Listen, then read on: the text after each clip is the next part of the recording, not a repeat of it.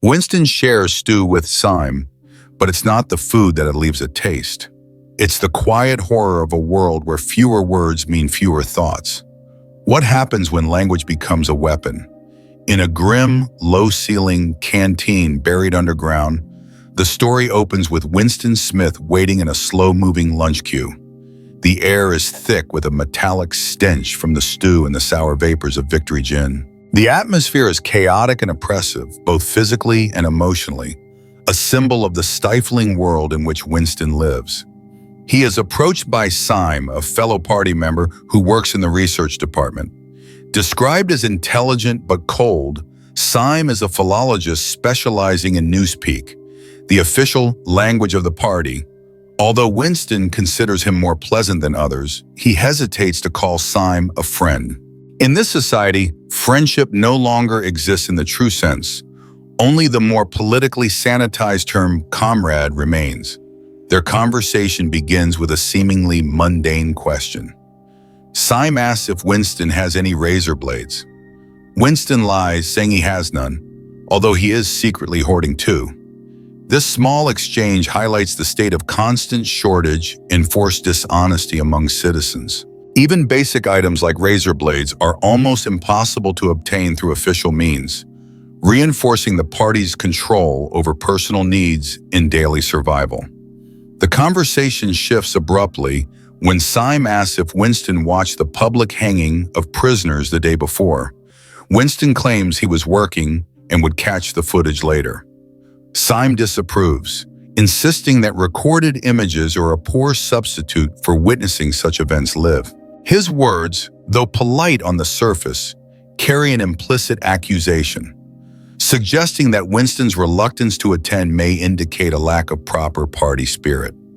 As the men collect their grim lunches, watery stew, a slice of bread, a cube of cheese, and synthetic coffee, they find a table beneath a telescreen and grab some gin on the way. The food is as joyless as the setting, bland, questionable in quality, and served without care. Even the gin is described as oily and difficult to swallow, reflecting the broader theme of discomfort and emotional numbness. While they eat, a nearby voice cuts through the noise, described as a constant, harsh stream of speech that sounds like the quacking of a duck. The voice belongs to another party member, spouting party rhetoric, indistinguishable from background noise yet unrelenting. It's a precursor to the concept of duck speak, where speech becomes a meaningless repetition of slogans, a theme that emerges more clearly later. Amid the noisy canteen, Winston shifts the conversation to the Newspeak dictionary. Syme, clearly passionate about his work, becomes animated. He declares that the 11th edition of the dictionary will be the final version, the one that solidifies the language into its perfect form. Newspeak, he explains, is not about adding new words but destroying existing ones. The goal is to eliminate ambiguity and nuance, reducing the range of human thought to only those ideas that are politically acceptable. In Syme's words, we're destroying words, scores of them, hundreds of them, every day. We're cutting the language down to the bone. This chilling admission reveals the party's strategy: control thought by controlling language. If there are no words to express dissent, then dissent itself becomes impossible. The act of thinking outside the party's framework is rendered unthinkable. Winston listens but says little.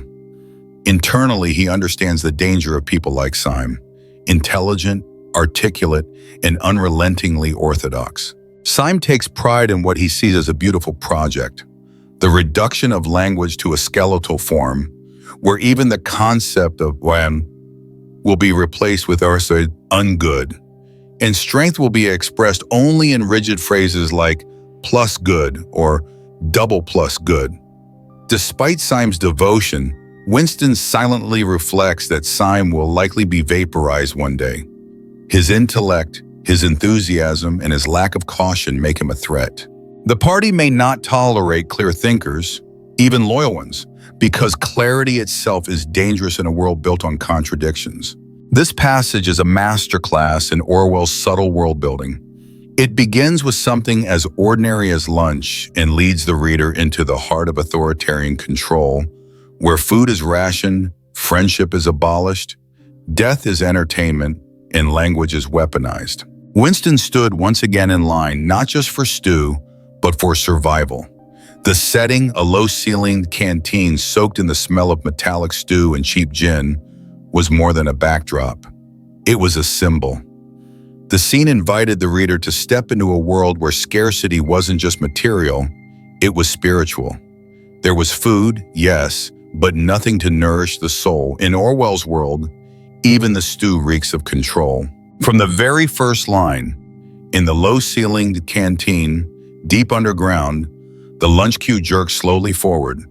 We are reminded that everything in this society is mechanical, robotic.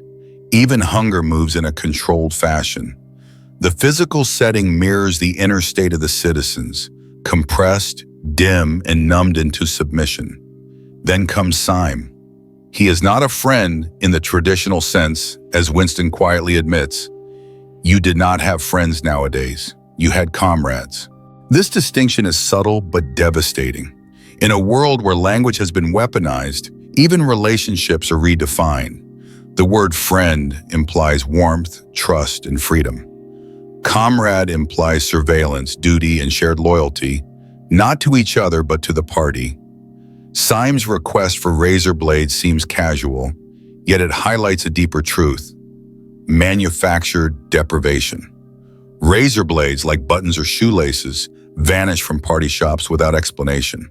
The sentence, "At any given moment there was some necessary article which the party shops were unable to supply," speaks to an engineered scarcity, an intentional dismantling of individual dignity.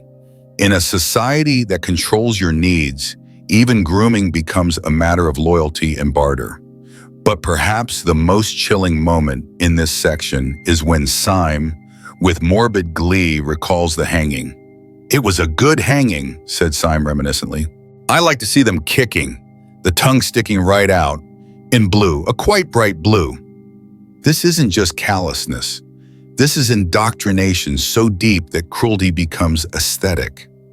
Syme doesn't merely tolerate violence, he savors it. He is, in Orwell's quiet warning, what the ideal party citizen looks like: intelligent, articulate, and utterly desensitized. And Winston? He nods. He lies. He swallows the gin with tears in his eyes. In silence, he betrays the unease growing inside him. His small internal rebellions, hoarding razor blades, avoiding the hanging, are invisible acts of resistance, and yet he knows the danger of being seen. When Syme's eyes roved over Winston's face, the tension is palpable.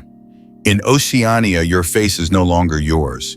It is a canvas the thought police will read. Winston's thoughts return to Newspeak, when Syme proudly declares, "We're destroying words, scores of them, hundreds of them, every day." The tragedy unfolds clearly. Syme calls it beauty. Winston calls it death. The death of nuance, the death of opposition. If there are no words for rebellion, there can be no rebellion. If good is the only standard and ungood its mirror, then what becomes of complexity, of ambiguity, of poetry? This is not just dystopian fiction.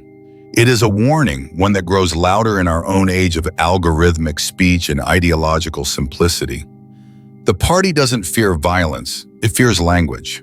Because language is how we make sense of injustice. Without words, oppression becomes invisible. And here lies the first powerful lesson. When we lose words, we lose the ability to think freely. Language is not just a tool of communication. It is a mirror of freedom. The fewer words we have, the smaller our thoughts become.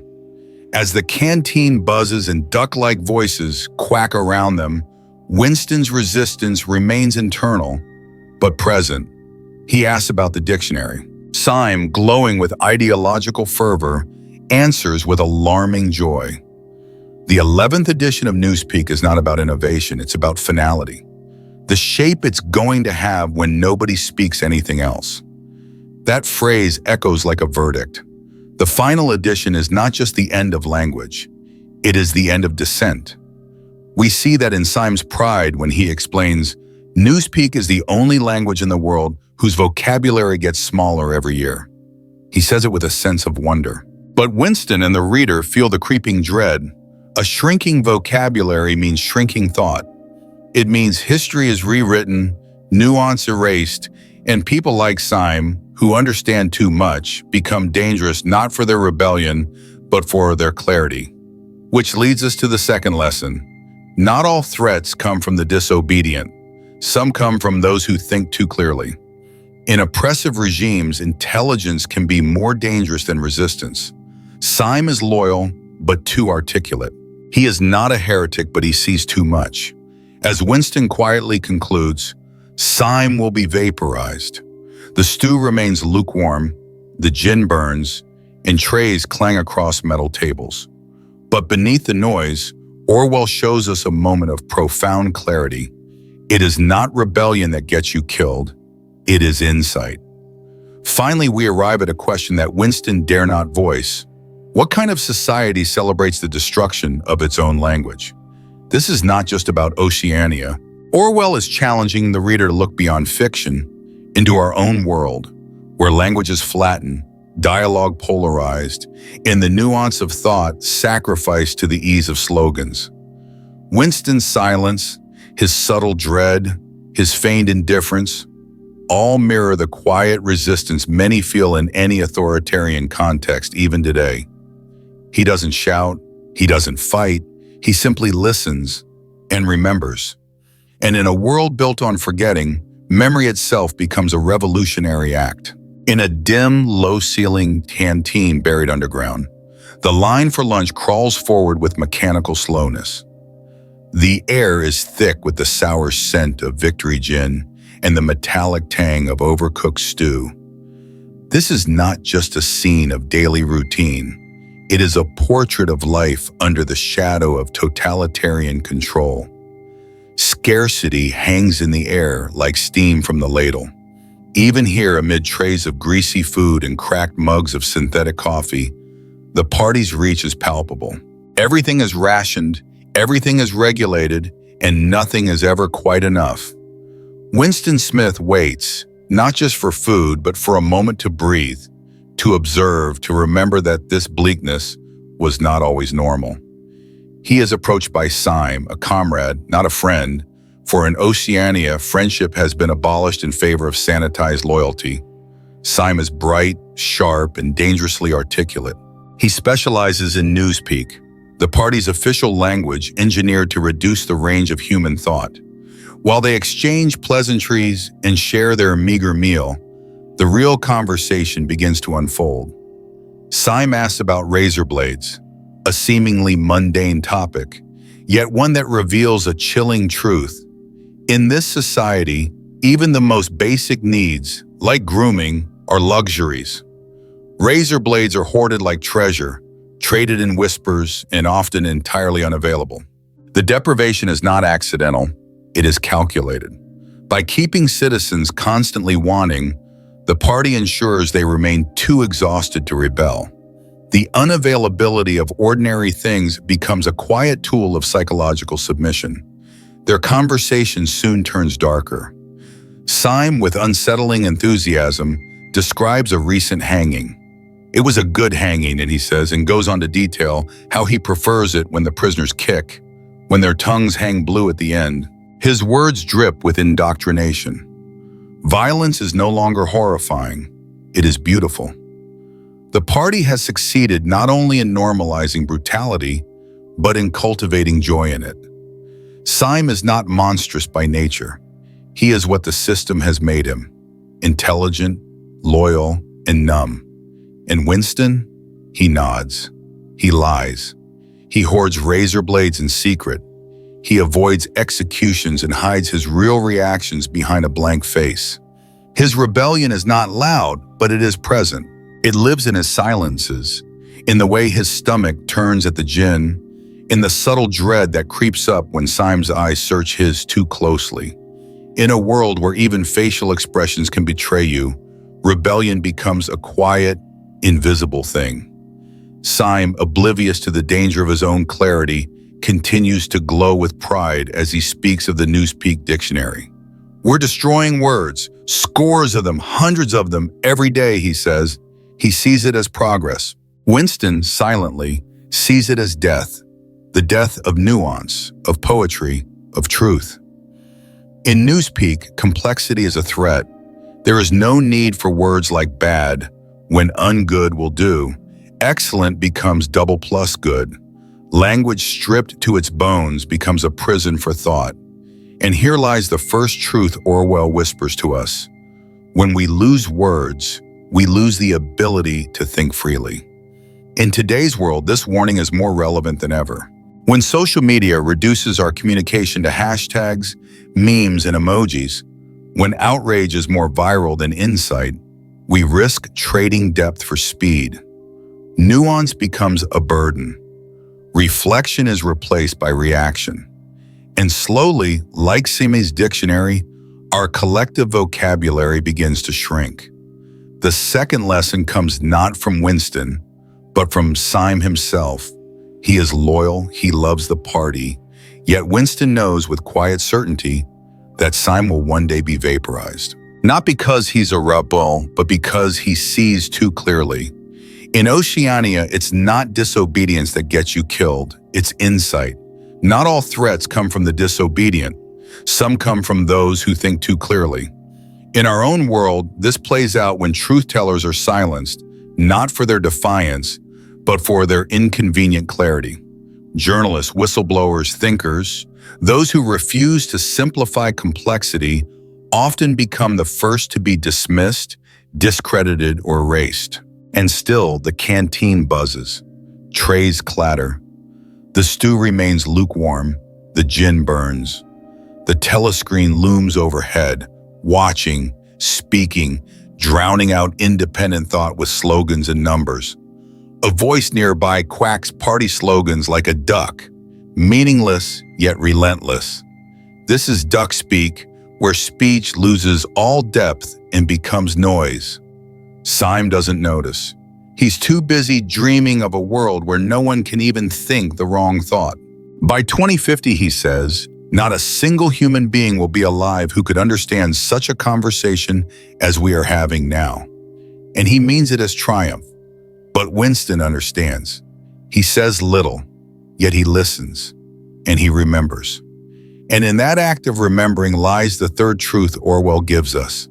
Language is not just a tool of communication. It is a mirror of freedom. When we let go of language, when we stop naming the things we feel, we risk losing the ability to feel them altogether. When love is reduced to a meme, when grief is silenced by convenience, when injustice is hidden behind euphemisms, we are already halfway to Oceania.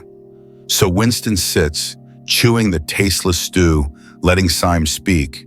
He doesn't argue, he doesn't protest, but he remembers.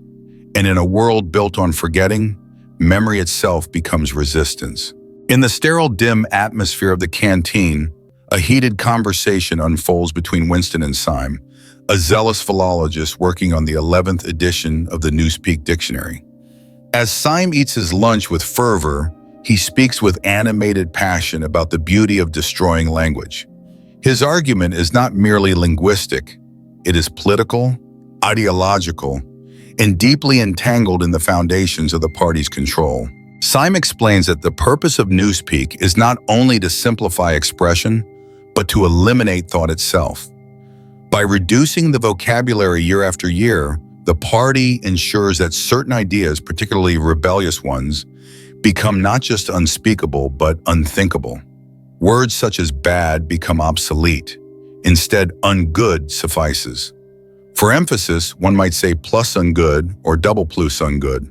Through these reductions, the complexity and ambiguity of language are replaced with rigid, controlled clarity, an engineered clarity that supports only orthodoxy. Winston listens with polite disinterest, masking his skepticism.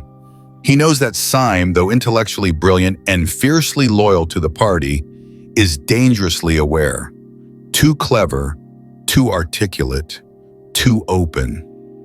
This, Winston knows, will lead to Syme's eventual disappearance.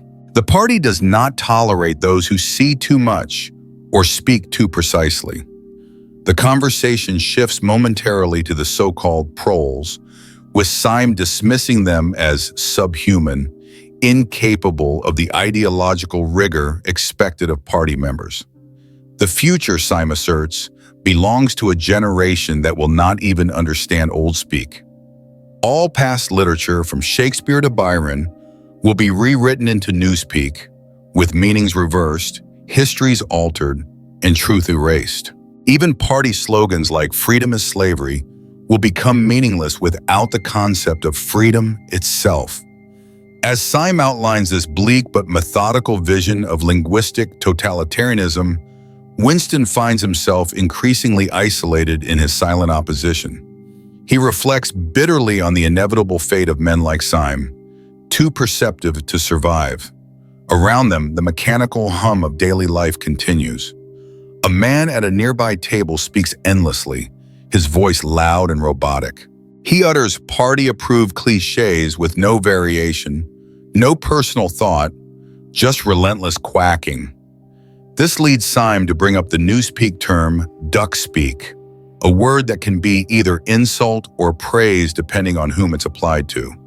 It captures the essence of mindless speech, the kind the party adores. Parsons, Winston's neighbor, then joins them. Cheerful, sweaty, and childlike, Parsons represents the opposite of Syme. He is the perfect party loyalist. His life is filled with blind enthusiasm for party activities. He collects funds for Hate Week and recounts with pride how his daughter denounced a stranger, likely leading to the man's execution. Her suspicion was based solely on his unfamiliar shoes. This anecdote, told with triumph, reveals the terrifying effectiveness of early indoctrination. Parsons sees in his children not the horror of betrayal, but the right spirit. The telescreen interrupts with booming propaganda from the Ministry of Plenty. It announces with theatrical flair that the standard of living has risen 20%, a claim so absurdly untrue that Winston can barely believe people swallow it. Only yesterday, the chocolate ration had been reduced to 20 grams per week. Today, the same figure is hailed as an increase. Yet the masses accept the contradiction, engaging in what the party calls doublethink. Parsons accepts it without question. The man at the next table, eyeless and mechanical, absorbs it fanatically. Even Syme, capable of critical thought, believes it through sheer mental discipline. Winston smokes his last remaining cigarette and reflects grimly on the filthy conditions around him. The canteen is filled with broken furniture, greasy surfaces, and a stench of poor food and unwashed bodies. The physical misery mirrors the spiritual void. Was life always this dismal? He cannot recall a time when food tasted better, clothes fit well, or homes were warm. Yet deep within him is a dull ache, a sense that life should not be like this. It is not based on logic or memory, but on a primal intuition, perhaps an ancestral memory that something has been stolen from them. He surveys the room and sees ugliness everywhere, short, dark, anxious people, far removed from the idealized, sunlit citizens depicted in party propaganda. The beetle-like type seems to thrive in the ministries, obsequious, round-faced men with quick steps and tiny eyes. These are the true face of the regime, not the heroic images on posters. The announcement ends with fanfare and transitions to music. Parsons, moved by the barrage of numbers, praises the Ministry of Plenty for a job well done. He then casually asks Winston for razor blades, another small symbol of constant scarcity in a society that claims abundance. Winston has none to give. In this moment, the bleak machinery of Oceania continues its slow, soul-crushing churn. Between the zeal of Syme, the mindlessness of Parsons, and the eerie devotion of the duck-speaking man, Winston sees every angle of submission, intellectual, emotional, and spiritual. And within himself, he quietly rages. He knows that truth exists, even if no one else remembers it. But in a world designed to erase the past, to hollow out words and meaning, memory itself becomes an act of rebellion. In this powerful passage from 1984, George Orwell strips language of its innocence and exposes its terrifying potential as a tool for domination. The canteen, with its greasy tables and stale air, becomes the unlikely stage for one of the novel's most profound philosophical confrontations. As Syme speaks with animated fervor about the destruction of words, he embodies the disturbing blend of intelligence and blind allegiance that defines the party's ideal citizen. It's a beautiful thing, the destruction of words, he declares, his face lit with a strange, almost spiritual glow. The idea that fewer words mean clearer thinking is, on the surface, logical. But Orwell reveals the sinister heart of that logic. By eliminating synonyms, antonyms, and nuance, the party aims not to refine thought, but to eradicate it. Winston listens with forced sympathy, aware that disagreement, even a flicker of doubt, could be fatal. Syme continues with evangelical certainty, explaining how Newspeak is the only language in the world whose vocabulary gets smaller every year. It is a language designed not to expand human understanding, but to compress it into obedient silence. This reduction is not accidental, it is strategic. The fewer the words, the fewer the thoughts. Eventually, there will be no words with which to express rebellion, no mental space in which to question authority. The revolution will be complete when the language is perfect, Syme insists, and in that perfection lies the party's dream. A world where truth is what they declare it to be, and reality exists only within the confines of Newspeak. The idea that Newspeak is Ingsoc and Ingsoc is Newspeak is not just linguistic, it is theological. Language is not a medium, but a doctrine. Orwell forces the reader to confront the possibility that if you control language, you control thought. And if you control thought, you control humanity. Winston dares to think differently, but hides it well. Inside, he mourns the loss of language and remembers the richness of words now deemed obsolete. Syme, though brilliant, is blind to the irony of his own enthusiasm. Winston sees it clearly. One of these days, he thinks, Syme will be vaporized. He is too intelligent, too aware. In a regime built on ignorance, awareness is a fatal flaw. Orwell masterfully exposes the tragic paradox. Those who understand too well are doomed, even if their understanding is in service of the regime. Meanwhile, the background hum of the canteen paints a vivid picture of life under constant surveillance and propaganda. A man with a booming voice drones on at the neighboring table. His speech is so uniform, so devoid of individuality, that Winston compares it to the quacking of a duck. This leads to Syme's next linguistic gem. There is a word in Newspeak, duck speak, to quack like a duck. The word is a marvel of party engineering. It can be both praise and insult. If your speech aligns with party doctrine, your quacking is loyalty. If not, it's mockery. In this duality, Orwell highlights the terrifying fluidity of meaning in totalitarian regimes. Language becomes untethered from truth and floats freely, ready to be twisted into whatever shape power demands. The man at the next table is not speaking, he is emitting sound. His brain is not engaged, his larynx is simply producing noise approved by the party. He is not a human being, but a conduit for ideology. Into this atmosphere of distorted speech and hollow patriotism walks Parsons, Winston's neighbor. Parsons is a caricature of cheerful ignorance, a sweaty, puffed-up man who is completely loyal to the party, not because he understands it, but because he never questions it. He's collecting money for Hate Week with the same enthusiasm a child might collect stamps. When his own daughter spies on a stranger and turns him in based on his shoes, Parsons beams with pride.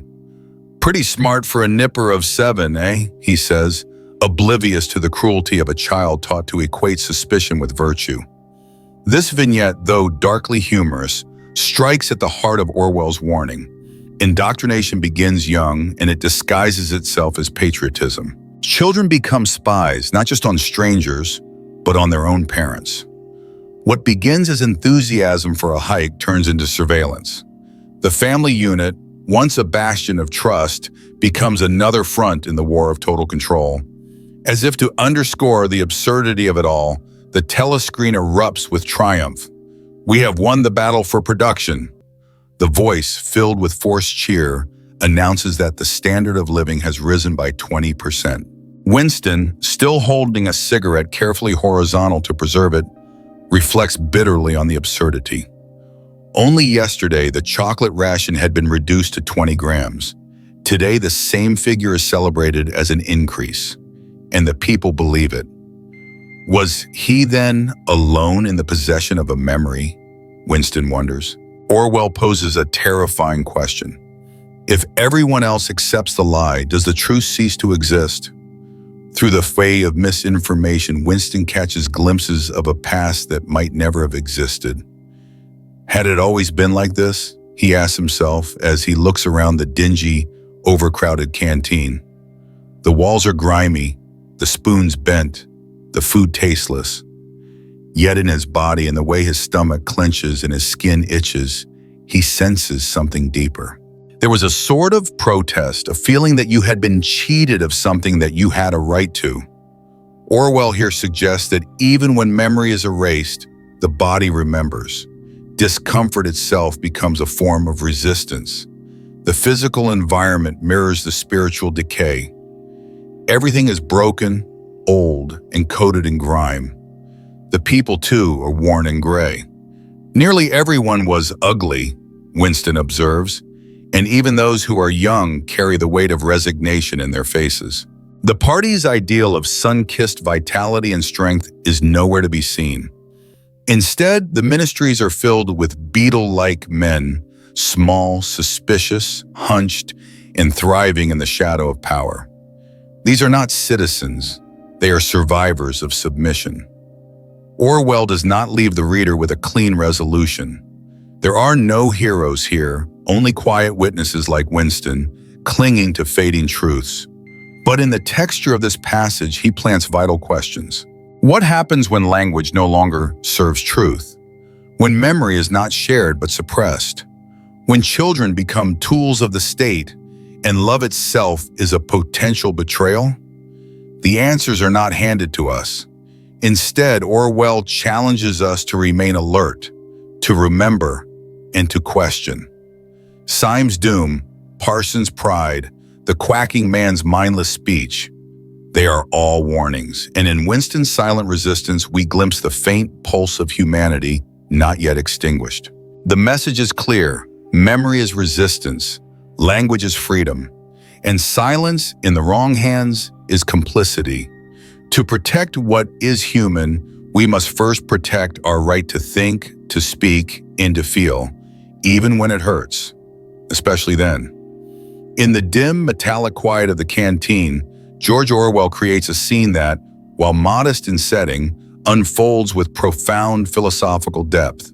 Amid the clatter of tin trays and the hum of machinery, Syme, a brilliant yet blindly loyal philologist, describes with unnerving enthusiasm the beauty of destroying language. His passion is chilling. It's a beautiful thing, the destruction of words, he proclaims, not out of malice, but from a sincere belief that clarity lies in limitation. For Syme, the fewer the words, the purer the thought. But Orwell reveals the dark genius behind this logic. Newspeak, as Syme explains, is the only language in the world whose vocabulary gets smaller each year.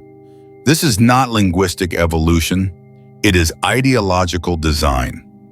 By reducing language, the party does not refine thought, it annihilates it. If one cannot name rebellion, one cannot think it. In this system, to control words is to control reality. Winston sits across from Syme, listening silently, concealing his unease. He knows Syme is doomed, not because he opposes the party, but because he understands it too well. One of these days, Winston thinks, Sime will be vaporized. Orwell makes clear that awareness itself is dangerous in Oceania. The party doesn't fear ignorance, it cultivates it. But brilliance, especially brilliance that edges toward insight, must be destroyed. While Sime is lost in linguistic fervor, Winston aches with quiet resistance. He grieves not just for the loss of words, but for the erosion of memory, of beauty, of truth. Their conversation drifts into darker territory when Sime explains that eventually all literature, including Shakespeare and Byron, will be rewritten in Newspeak. Concepts like freedom will become meaningless because their very words will vanish. Here, Orwell forces us to see the weaponization of language. The party's slogans, freedom is slavery, ignorance is strength, are not paradoxes, they are tools of mental discipline. With Newspeak, these contradictions cannot be questioned. Thought collapses into obedience, and the boundaries of reality shrink until they fit within the party's doctrine. In this linguistic purge, Orwell introduces the concept of duck speak, to quack like a duck. It can be insult or praise depending on who is speaking. At a nearby table, a man parrots party slogans endlessly, his voice mechanical, devoid of thought. Winston observes him with a mix of pity and fear. This is what the party wants: speech without mind, sound without soul. The man does not speak, he emits noise. He is not a citizen, but a vessel. Orwell warns that when language detaches from meaning, humanity itself dissolves, then enters Parsons, Winston's neighbor, in the embodiment of cheerful ignorance. Puffed up, sweaty, and childlike, he is loyal not because he understands, but because he never doubts.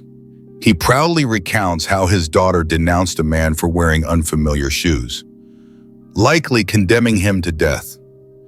Pretty smart for a nipper of 7, eh? Parsons beams. Orwell skewers the sinister innocence of indoctrination.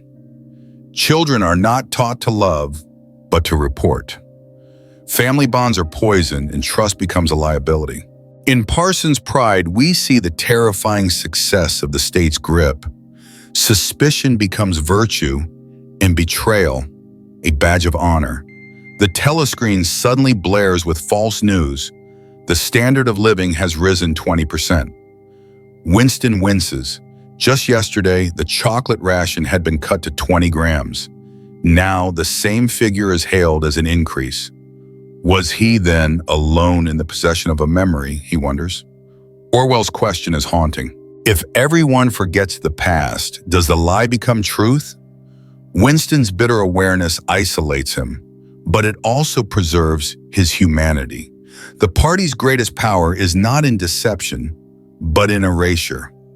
As he surveys the canteen, Winston notices its filth. The greasy tables, the broken chairs, the odor of unwashed bodies. It is more than poverty, it is design.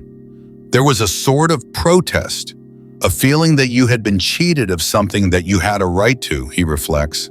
Even without memory, the body rebels. Hunger, discomfort, longing, these are truths that cannot be rewritten. Orwell suggests that in a world where thoughts are controlled, the body remembers. And that remembrance is its own quiet defiance. Winston looks at the people around him, bent, gray, anxious. Nearly everyone was ugly, he thinks, but it is not ugliness of form. It is the weariness of souls starved of freedom. The party's propaganda shows vibrant, sunlit citizens, but reality is a palette of ash. Ministries are filled with beetle-like men, small, suspicious, thriving in power shadows. Orwell shows that the true face of tyranny is not grand, but grimy, not majestic, but mediocre. Power hides in the ordinary. Though Winston remains outwardly still, his mind is storming. Every word, every silence, every remembered taste or missing object becomes resistance. Orwell doesn't offer a dramatic rebellion. He offers something subtler. The endurance of memory, the pain of truth, the ache of being human in a world that denies humanity. Winston smokes his last cigarette not just for comfort, but as a quiet ritual of selfhood. In a society designed to flatten souls, even small choices matter. Orwell leaves us with no illusion of rescue. Syme will vanish. Parsons will thrive. The duck-speaking man will rise in rank. But in Winston's silent discomfort lies a seed. It is not hope, not yet, but it is something deeper. Awareness, the kind that cannot be unlearned, the kind that aches. And in that ache is the pulse of resistance. The lesson is clear. When language is twisted, thought follows. When memory fades, tyranny wins. But if one person remembers, hurts, questions, then truth has not died. It waits, quiet, aching, but alive. And so, as Winston sits in the dim canteen, surrounded by broken chairs and broken truths, the scene becomes more than a depiction of dystopia. It becomes a mirror. Orwell does not merely warn us of an oppressive future. He shows us how it seeps into the mundane, how it hides not in monsters, but in mediocrity. The danger is not in grand tyranny, but in the quiet normalization of falsehood. A telescreen announcement here, a child's betrayal there, a missing razor blade passed off as progress. All of it adds up quietly, insidiously. Orwell's brilliance lies in showing that totalitarianism does not scream, it whispers, and its greatest success is making that whisper sound like reason. Winston's loneliness is not just personal, it is philosophical. He is surrounded by people who believe what they are told because they have been taught not to remember anything else. The past is not rewritten, it is forgotten. The truth is not denied, it is redefined. Who controls the past controls the future, the party says. But Winston's mind pushes back. Even as doubt threatens to drown him, his discomfort is proof of his sanity. His yearning is proof of something lost, something real. The ache in his gut, the revulsion he feels toward the filth and the lies, these are not weaknesses. They are signs that he has not surrendered. Through this discomfort, Orwell offers one of his most powerful insights. Memory is not just recollection, it is resistance. The very act of remembering in a world determined to erase is rebellion. And when language is gutted of meaning, when words like freedom are hollowed out and worn as masks, the task of remembering becomes sacred. In Winston's silent suffering, Orwell plants the faintest trace of defiance. Even the party's most clever invention, doublethink, cannot fully erase the soul's response to injustice. Doublethink, the ability to hold two contradictory beliefs at once and accept both, is painted as mental discipline. But in truth, it is mental suffocation.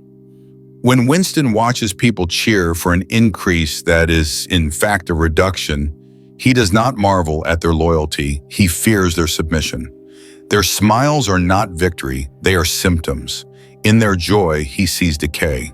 And in his dread, he finds clarity. Then comes a question that Orwell wants every reader to ask. If the lie is accepted by all, is it still a lie? This is not just a question for Winston, it is a question for us. How do we define truth in a world that manipulates it? How do we preserve freedom when it is dressed up as safety? Orwell is not just writing fiction, he is laying down a test. He dares us to care, to notice, to feel. In the end, Winston is not a hero in the traditional sense. He takes no grand stand, he stages no revolution. But Orwell is not interested in heroes, he is interested in humanity. In a world where people forget, Winston remembers. In a world where people conform, he aches. And that ache, that flicker of thought, that refusal to surrender fully, that is the ember Orwell leaves burning. This passage is more than a scene. It is a warning disguised as narrative, a lament hidden in routine, a prophecy whispered between bites of cold lunch. It asks readers not to wait for tyranny to look terrifying. It asks them to recognize it when it looks ordinary, when it smiles, when it sings patriotic songs, when it speaks not in threats but in slogans. Above all, Orwell insists that freedom does not begin with action. It begins with awareness, with a whisper in the mind that says, "This isn't right," with a memory that cannot be erased, with a word, just one, that refuses to die. In Winston's quiet unrest, in his bitter cigarette, in his tired eyes, we see not just a man defeated, we see a soul refusing to forget. Because truth, real truth, does not need permission. It only needs remembrance. And as long as someone remembers, the battle is not yet lost. In the dim and dreary world of Oceania, Winston Smith continues his quiet struggle against the invisible chains of the party, bound by memories, instincts, and desires he cannot fully express. The canteen scene, which begins innocuously with a request for a razor blade, spirals into another meditation on survival and recognition. When Parsons asks Winston if he has an extra blade, Winston apologetically declines, lamenting his own 6-week use of the same one. It's a small moment, but it symbolizes a greater truth about scarcity and resigned endurance in a world where even basic necessities are luxuries. The canteen's mechanical hum returns with the quacking voice of a man spouting party slogans. Amid the noise, Winston's mind drifts to thoughts of vaporization, the party's final and absolute punishment. He reflects on who among them is destined to vanish. Syme, himself, Mrs. Parsons, marked by either insight or vulnerability. Parsons, however, will never be vaporized, nor will the mindless man at the next table or the beetle-like bureaucrats scurrying through the corridors of ministries. These are the regime's favored types, blind, loyal, unthinking. Suddenly, Winston feels a jolt of fear. The dark-haired girl from the fiction department is watching him again. She glances at him sideways with unnerving intensity before turning away. Winston is gripped by a terrible unease. Is she spying on him? Is she part of the thought police? Her presence near him during the 2 minutes hate, her closeness now, it all seems too coincidental. He tries to rationalize that she may not be watching him deliberately, but the fear lingers. In Oceania, paranoia is a survival instinct. His mind circles back to the dangers of facial expression. To wear the wrong look during a party announcement, to seem unconvinced, to frown at the wrong moment, is a punishable offense. Face crime, they call it in Newspeak. Even the smallest twitch can betray a heretic. The body, Winston realizes, is not always under one's control. And in a world where thought crime is invisible, the body's betrayals are the loudest confession. Parsons, cheerful and oblivious, begins a new anecdote. He recounts with perverse pride how his children set fire to a market woman's skirt because she was using a poster of Big Brother as wrapping paper. Instead of being horrified, he praises their zeal. He boasts about the ear trumpets issued to children to help them spy through keyholes.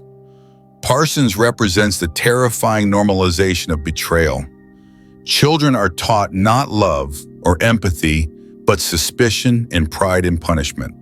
Indoctrination is not just taught, it is celebrated. A sudden piercing whistle from the telescreen signals the return to work. The three men jump up, and Winston's remaining tobacco falls from his cigarette, a small yet bitter loss in a life filled with denials. The rhythm of totalitarian life resumes, and with it, Winston's inward descent into memory. The next scene takes the reader into Winston's diary, where he recalls a degrading encounter from 3 years prior. One dark evening near a railway station, he had met a woman who offered herself for $2. Painted heavily, her makeup resembled a cracked mask. She led him through a squalid yard into a dimly lit basement kitchen. The encounter, joyless and transactional, haunts him. The memory returns unbidden, like a sickness he cannot expel. His nervous system becomes the true enemy. A man can betray himself without speaking a word, through a twitch, a sigh, or even a dream. Winston remembers a man on the street whose facial tic likely doomed him. The realization is suffocating.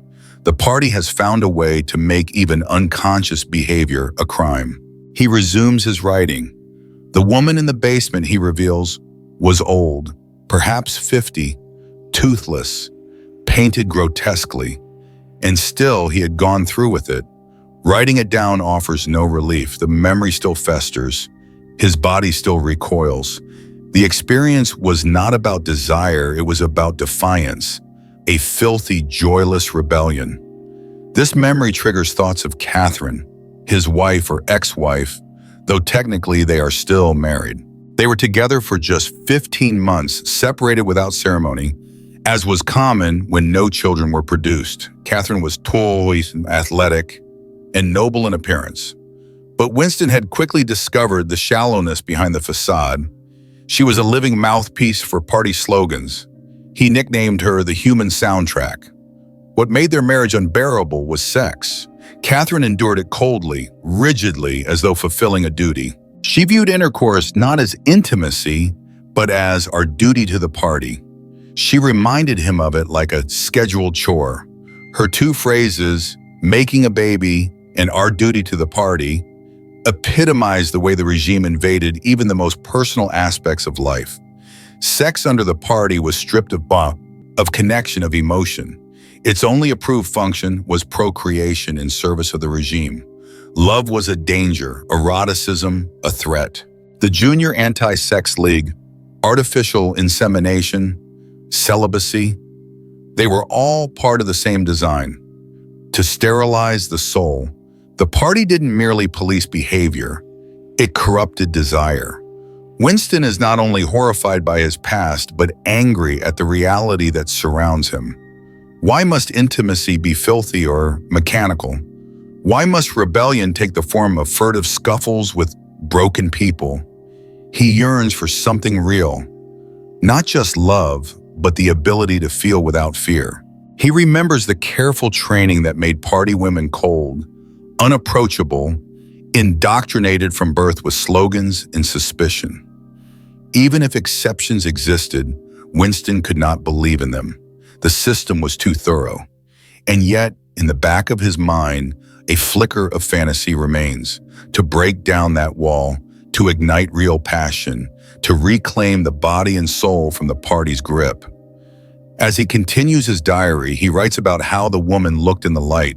The truth is more grotesque than the fantasy, but he had gone through with it, not for joy, not for lust, but perhaps for the momentary illusion of agency, a brief chance to say no to the party with his body, even if his heart was numb. But writing it does not cleanse him. The sickness remains. The desire to scream, to smash something, to reclaim a sense of control, it festers. He had hoped that confession might heal, but instead, it confirms how deep his captivity runs. This chapter, in its mingling of memory, sexuality, and repression, reveals the party's most insidious victory, the conquest of intimacy, not just through surveillance, but through distortion, through teaching people to view love as duty, desire as filth, and pleasure as crime. The party does not simply forbid love, it makes people incapable of feeling it. Through Winston's despair, Orwell shows us the full extent of totalitarian control. The party rewrites history, but it also rewires the body. It tells you not just how to act, but how to feel, or rather, how not to feel, to desire, to connect, to enjoy. These are now dangerous. And in denying them, the party ensures its survival. Yet Orwell also shows us a crack, a moment of rage, a memory that won't die, a body that still responds, still remembers, still wants. And in that want, however twisted or broken, lies the faintest trace of rebellion. Orwell's does not need dramatic arrests or scenes of overt violence to unveil the machinery of tyranny. Instead, he draws the reader into the quiet ache of Winston Smith's internal life, a place where fear hides in glances, guilt clings to memory, and even desire must crawl in the dark. It begins with a simple exchange. Parsons asks Winston if he has an extra razor blade. I've been using the same blade for 6 weeks myself, Winston replies. On the surface, it's nothing more than a mundane complaint. But in this world, where every detail is curated by the party, such scarcity is not just inconvenience, it is discipline. The lack of something as basic as a razor blade becomes symbolic of how thoroughly life has been stripped down. Scarcity trains submission, and the absence of comfort ensures that people are too distracted to dream of more. As Winston sits in the canteen, the quacking voice from the next table, a man repeating party slogans with robotic enthusiasm, resumes its grating hum. The sound is meaningless yet loud, constant yet empty. And it is in this atmosphere of mindless noise that Winston's thoughts spiral into a silent reckoning. Mrs. Parsons would be vaporized. Syme would be vaporized. Winston would be vaporized. These thoughts are not paranoid, they are prophetic. The party does not kill based on crime. It kills based on thought. And in a regime that requires blindness, awareness is the most dangerous offense. He watches the girl with dark hair glance sideways at him. Her look is brief, but it pierces him like a blade. She had sat behind him during the 2 minutes hate. She sits near him now. Probably she was not actually a member of the thought police, Winston thinks.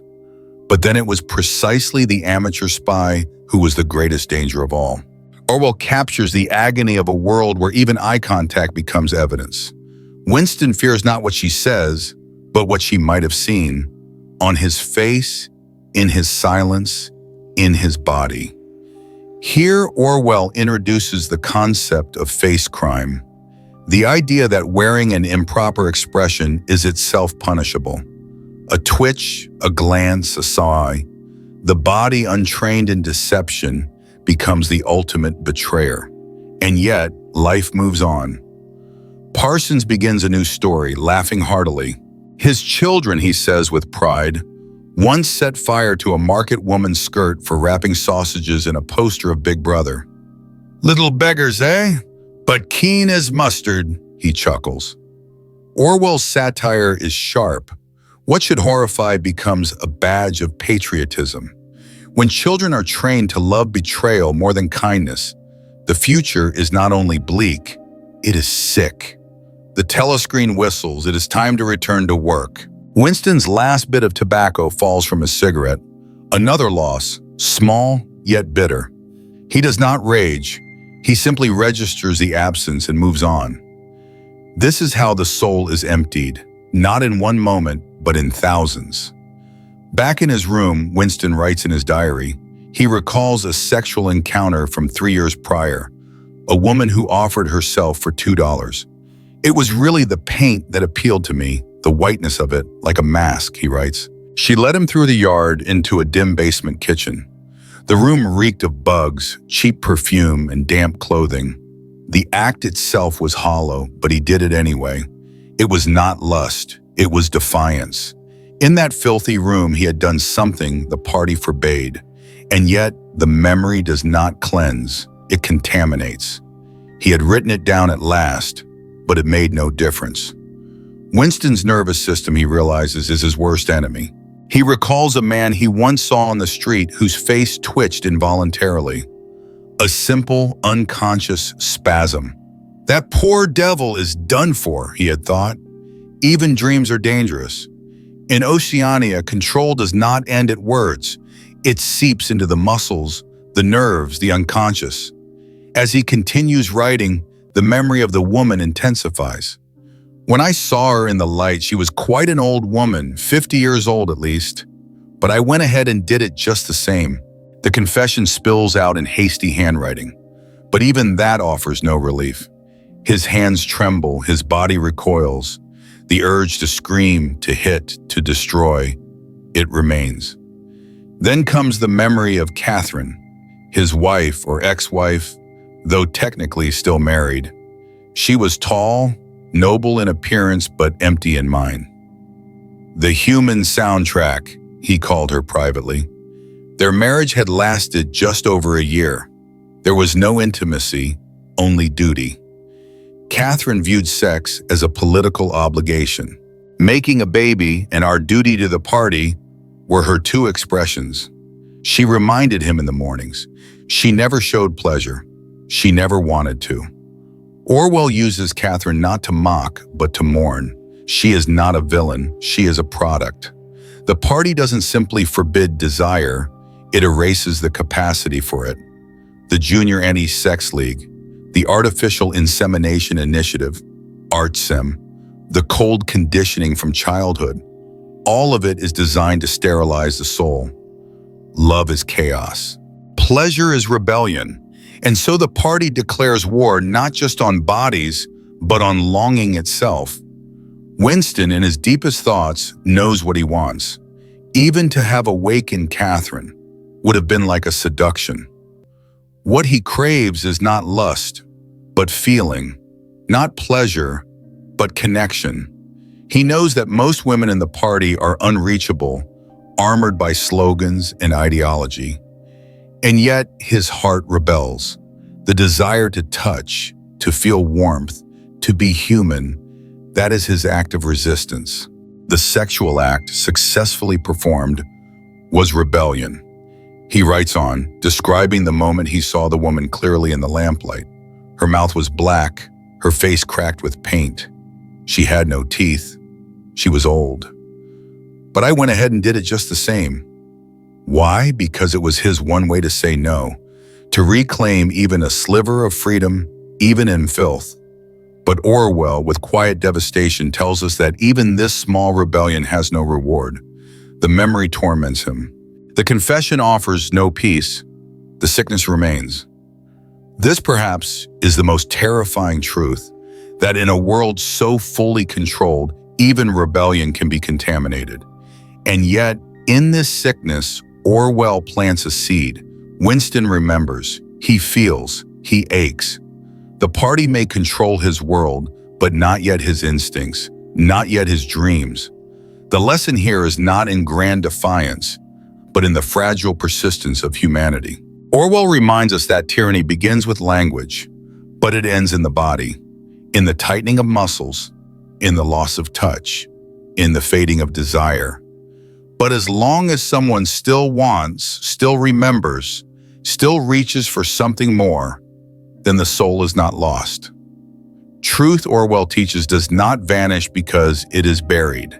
It survives in memory, in longing, in the twitch of a man's eye, or the scratch of a pen across forbidden paper. Even when the party rewrites the past, rewires the body, and restricts the future, truth waits, quiet, hiding, but alive. And so as Winston lowers his pen and presses his fingers to his eyes, he is not simply shielding himself from the ache of a memory, he is resisting.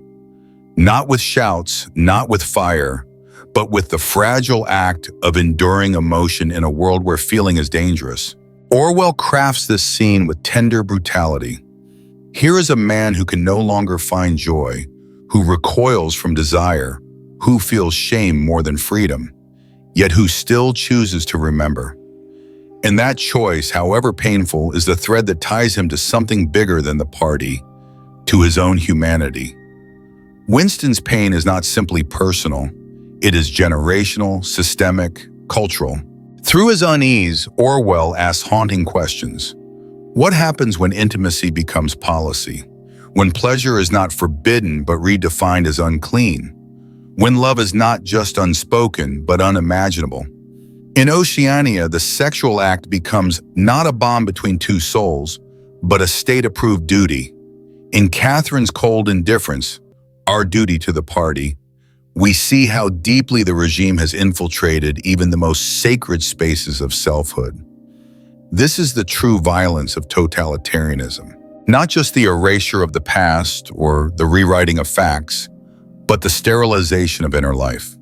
Orwell shows us that when people can no longer name what they feel, or worse, are conditioned to feel shame for having felt anything at all, the regime has done more than control them. It has recreated them, and yet Winston still wants, still yearns, still aches. What he wanted, more even than to be loved, was to break down that wall of virtue. Even this hope that one day he might awaken someone, might reach her through passion or truth, is a refusal to bow completely. His diary becomes a battleground between numbness and need, between silence and speech, between annihilation and the last whisper of life. It's easy to read this section as bleak, and it is. But Orwell, always careful, embeds a different kind of message beneath the despair. As long as someone notices what's wrong, as long as someone writes it down, as long as someone says, this is not how life should be, then the system hasn't won entirely. Because to name suffering is to resist it. To record shame is to make it visible. To feel pain is to prove that one hasn't become the machine. So what is the deeper lesson here? It is this: even when we are taught that our bodies are shameful, our memories traitorous, and our desires criminal, if we can still feel, we can still reclaim the truth of who we are. Winston's longing, as twisted and painful as it is, becomes a quiet rebellion. In a world that has tried to crush the soul, the ability to mourn what was lost becomes the most powerful form of protest. By the end of the chapter, Winston has not risen up or escaped. He has simply endured the full weight of a memory, written it down, and refused to let it be rewritten. That is enough. That is everything. Everything. Because Orwell does not ask us to be heroes. He asks us to remain human. And in a world designed to unmake us, humanity, raw, awkward, longing, is the final act of courage. And as Chapter 5 ends, the telescreen screams its orders, and the men march back to their duties. The stew, the slogans, the stares, they all blend into a world where truth is rewritten daily and memory is a crime. But the real question remains: if language shapes thought, what happens when we no longer have the words to rebel? If you found this chapter haunting, stay with us for Chapter 6, where Winston turns inward, writing truths too dangerous to speak aloud. Don't forget to like, comment, and subscribe so you don't miss what happens next.